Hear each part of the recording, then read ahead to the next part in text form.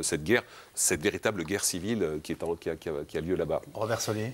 L'étrangleur ottoman, enfin pour reprendre la Turquie en tout cas, la Turquie cherche à remplacer l'Iran à Damas, au fond. Et elle le fait très habilement. Elle le fait très habilement dans une situation qui est de plus en plus, on va de plus en plus vers une guerre longue, sans issue dans l'immédiat, puisque les rebelles ne peuvent pas renverser le pouvoir, j'ai l'impression, dans la situation actuelle. Le pouvoir, lui, s'aperçoit que les combats se rapprochent de Damas de plus en plus, sont de plus en plus audacieux, etc. On est dans une situation... la solution, elle vient peut-être de la Turquie, mais elle vient aussi des Russes. Les Russes qui jouent à leur tour un jeu très compliqué, qui ont une base évidemment en Syrie, qui ont besoin de cette base, etc., et qui essayent très habilement de faire entrer l'Iran dans le jeu, en disant nous, Russes, on n'a pas assez de pouvoir pour sur le gouvernement de Damas, sur Bachar el-Assad. On a besoin de l'Iran. Alors, est-ce qu'il y a des points de contact, en tout cas avant de parler de points de contact, est-ce que vous pensez que les frères musulmans sont aussi à l'œuvre chez les rebelles syriens aujourd'hui et sont actifs en Syrie? Pascal Boniface. C'est une des composantes de l'opposition. On ne sait pas ils ne sont pas leaders, mais ils sont une partie non négligeable de l'opposition à Bachar el-Assad. Et est-ce qu'il peut y avoir des contacts entre les frères musulmans égyptiens et les frères musulmans syriens? Dans un premier temps, les frères musulmans... président égyptien qui vient d'être élu... Oui, mais il ne dirige pas l'armée, il ne dirige pas les services secrets égyptiens. Et par ailleurs, il a un agenda interne suffisamment lourd pour le moment pour ne pas donner la priorité à la Syrie. Peut-être un mot, pardon. Excusez-moi, je vais très rapidement. On a l'impression que les frères musulmans sont en train de récupérer toutes les révolutions du printemps arabe. Alors, sans aller jusque-là... C'est obsessionnel, je fais de l'islamophobie... Sur la Turquie-Syrie, je vais citer ma source, parce que c'est un journaliste qui a fait des reportages pour à la fois Valeurs Actuelles et La Vie, Vincent Vullin, qui a travaillé sur la zone où se trouve une partie de l'armée, les réfugiés, etc., et qui estime qu'effectivement, les frères musulmans ont donc une stratégie politique d'implantation, de récupération de ce qui se passe, alors qu'en face, les autres fractions révolutionnaires, dans lesquelles vous trouvez des laïcs, dans lesquelles vous trouvez des salafistes, dans lesquelles vous trouvez certaines des différents groupes religieux qui sont hostiles à Bachar el-Assad, eux sont plutôt dans une posture de dire... l'objectif, c'est de combattre et de faire partir Bachar el-Assad. On verra après comment on arrive à construire une option politique. Et les seuls qui, visiblement, ont déjà une idée assez précise de la chose, ce seraient les frères musulmans. L'autre point important par rapport à ce que disait Robert Solé, qui est très juste... Ça consiste à dire finalement, écoutez, vous n'êtes pas très réaliste. Je vous rappelle qu'on est quand même, ça s'appelle le printemps arabe, on est en terre d'islam. Il ne faut pas s'étonner de voir que les seuls réseaux constitués qui existent dans des pays où l'expression démocratique n'a pas été forte ou muselée, c'est finalement des réseaux religieux, oui, c'est ça? Oui, et notamment, encore une fois, les frères musulmans, parce qu'ils ont du talent... rapide comme réponse. Et ils ont une capacité politique. Ils ont appris.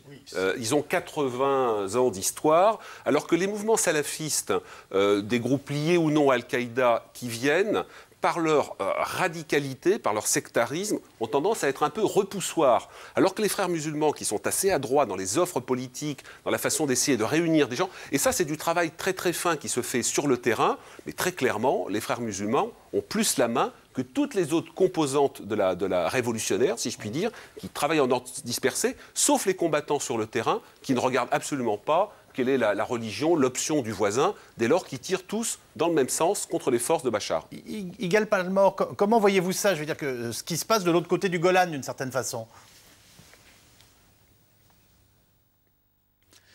Écoutez, là encore, ça se passe sur notre frontière. Nous craignons évidemment un effet tache d'huile, que la violence se propage au-delà de la frontière. Pour l'instant, ça n'a pas l'air d'être un véritable risque, mais il faut rester vigilant. Maintenant, pour ce qui se passe en Syrie, on peut dire une chose, c'est que nous n'allons pas verser de larmes pour Assad s'il tombe, et il va tomber. C'est peut-être pas pour demain, mais peut-être pour après-demain ou le jour jour d'après. Mais il va tomber et en tout cas, on ne va pas le regretter. Maintenant, il reste de savoir qui va le remplacer. Et ça, c'est la grande question. Je crois qu'on a parlé des Russes. Eh bien, Vladimir Poutine était en Israël cette semaine. On a eu l'occasion de s'entretenir avec lui sur cette question. Et les Russes nous disent on n'a aucun engagement pour Assad, sa famille ou son clan. Mais on a un engagement pour la Syrie. Je crois que les Russes cherchent surtout à préserver leur relais, leur intérêt en Syrie, pas forcément le pouvoir en présence. Je ne suis pas du tout sûr qu'il soit vraiment qu'il soit dans l'idée de faire entrer l'Iran en Syrie. Je crois que les Russes veulent surtout que les Russes restent là-bas, en tout cas que les intérêts russes soient préservés. Et c'est pour ça qu'ils jouent sur toutes les cartes, avec toutes les cartes et sur tous les fronts, pour permettre la survie du régime Assad jusqu'au moment où il y aura un remplaçant crédible à leurs yeux. Cela, évidemment, n'est pas tout à fait en coordination avec les Turcs, qui cherchent, eux, à s'imposer, à écarter les Iraniens du jeu syrien pour s'imposer. Ils ne vont pas se lancer dans une guerre qui ne les mènera nulle part, mais ils vont, comme vous l'avez dit, ils vont faire augmenter la pression sur la Syrie. Et pendant ce temps, eh bien, c'est la Jordanie qui doit accueillir des dizaines de milliers de réfugiés. Et la pression sociale va monter en Jordanie. Ça sera difficile à gérer pour le régime. Et en ce qui nous concerne, eh bien, nous sommes là encore empêchés de prendre part ou de nous ingérer. Évidemment, nous observons et nous essayons surtout de ne pas être mêlés à ce qui se passe au-delà de la frontière. Et nous allons passer aux questions SMS. Existe-t-il au Moyen-Orient un système d'alliance équivalent à celui qui a précipité l'Europe dans la Grande Guerre? C'est intéressant comme question, ça. Non, oui, c'est pas aussi lié que cela et il n'y a pas ce risque je vous vois d'embrasement réfléchir général. parce que c'est inattendu. Oui, parce que c'est la question, effectivement, le parallèle historique d'alliances qui rendent obligatoire l'engagement militaire alors qu'on le redoute. Il n'y a pas, et fort heureusement, la région est déjà suffisamment en quête de sécurité et suffisamment non sûre qu'il n'y a pas en plus ce problème. Merci d'essayer, comme Pascal Boniface, de me faire des réponses rapides sur cette série de questions SMS. Quel rôle ont joué le Qatar et l'Arabie Saoudite dans l'arrivée au pouvoir des frères musulmans? Hasni Abidi. Évidemment, le Qatar et l'Arabie Saoudite entretiennent des relations importantes avec soit les frères musulmans, soit bien sûr certaines branches des salafistes, pas tous. Dernier élément, c'est bien sûr l'Arabie Saoudite redoute beaucoup une présence très importante, ou disons des décisions accrues des frères musulmans en Égypte. Quelle est la part d'influence des chiites et des sunnites en Égypte et en Syrie? Robert Solé.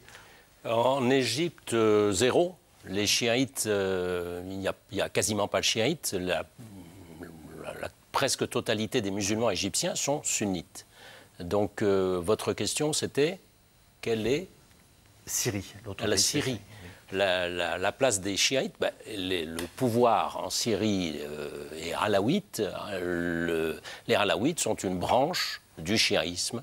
C'est pour ça qu'ils sont d'ailleurs soutenus par l'Iran. C'est pour ça qu'ils soutiennent eux-mêmes le Hezbollah, etc. Alors, vous nous avez dit votre scepticisme au début d'émission, mais je vous pose quand même la question, c'est est-ce qu'il y a une quelconque logique dans la main tendue du président égyptien vers le régime iranien, même si elle n'est que supposée? Enfin voilà, est-ce qu'il y a quelque chose là-dessous? C'est ça le sens de ma question. C'est certainement deux figures qui peuvent faire craindre Israël, qui peuvent faire peur Israël, mais il n'y a pas de logique à avoir une jonction entre eux, surtout dans un temps aussi rapide où l'Égypte serait le grand perdante. Ça pourrait être de l'intérêt de l'Iran de desserrer les taux, d'où le fait que les nouvelles viennent de l'Iran, mais ce n'est pas dans l'intérêt de l'Égypte. À quel courant précis les frères musulmans appartiennent-ils? Est-ce que ça peut se décrire? Enfin, un courant religieux? Les frères musulmans sont un courant religieux, c'est-à-dire commencer d'abord par l'islamisation par le bas, c'est-à-dire commencer par la propagation des valeurs islamiques, et les frères musulmans pensent bien sûr qu'il y a un islam entre bien sûr le wahhabisme, parce que les deux ne s'entendent pas, et un islam radical, un islam activiste, c'est-à-dire comment arriver au pouvoir avec des moyens pacifiques. La grande surprise, c'est que les frères musulmans sont arrivés au pouvoir, pas seulement par l'islamisation par le bas, mais sont arrivés grâce aux révolutionnaires, grâce à Place Tahrir, et parce qu'ils sont les mieux organisés avec l'armée, ils ont raflé la mise. Le nouveau gouvernement égyptien peut-il rouvrir les frontières avec la bande de Gaza? Il a déjà commencé à ouvrir la porte de Rafah. Là, on peut s'attendre en effet à des ouvertures de ce côté-là. Mais ce qui est très intéressant, on n'en a pas beaucoup parlé, on n'a pas le temps d'ailleurs, c'est le Hamas en ce moment. Pardonnez-moi, je me tourne vers Yigal Palmor, à qui je demande une réaction rapide à la question qui nous était posée. C'est le nouveau gouvernement égyptien peut-il rouvrir les frontières avec la bande de Gaza? Alors c'est fait en partie, mais est-ce que c'est une inquiétude pour l'État d'Israël? Non, ce n'est pas vraiment une inquiétude. Cela affecterait le côté égyptien de la frontière. Donc on peut faire confiance aux Égyptiens de bien peser leurs intérêts. Je crois que ce n'est pas si simple que ça. Si cette frontière était maintenue à moitié fermée, à moitié ouverte jusqu'à ce jour, c'est bien parce que des intérêts égyptiens très importants étaient en jeu et ils le restent. La nomination d'un vice-président chrétien en Égypte, donc, peut-elle rassurer la communauté copte? Ce serait un geste symbolique, mais totalement insuffisant. On peut nommer un vice-président copte, on peut nommer un vice-président une femme, oui. On peut nommer 5 vice-présidents, un paysan de Haute-Égypte, etc. On peut faire tout ce qu'on veut. Le vice-président en Égypte a très peu de pouvoir. Et comme le président élu n'en a quasiment pas aujourd'hui, ce serait un geste sympathique, symbolique, totalement insuffisant. C'est quand même un signal d'apaisement. C'est un signal d'apaisement, mais si vous voulez, les islamistes seront jugés sur leurs actes. Très concrètement, il est très difficile, par exemple, de construire des églises en Égypte, alors qu'on construit très facilement des mosquées. Est-ce que le président islamiste va permettre une égalité de construction des lieux de culte? C'est là-dessus. Il faut juste rappeler que ce n'est pas le printemps arabe ou ce n'est pas sous les islamistes. Même sous Moubarak, la procédure était complexe et très lente. Extrêmement compliquée. Comme le président élu islamiste a tout dit et son contraire pendant la campagne électorale, on va voir. C'est là-dessus qu'il sera jugé. La prochaine question est étonnante, mais elle mérite, il est intéressant d'essayer d'y répondre. Conseilleriez-vous aux touristes de voyager en Égypte cette année? Sans hésiter. Bien sûr. Sans hésiter.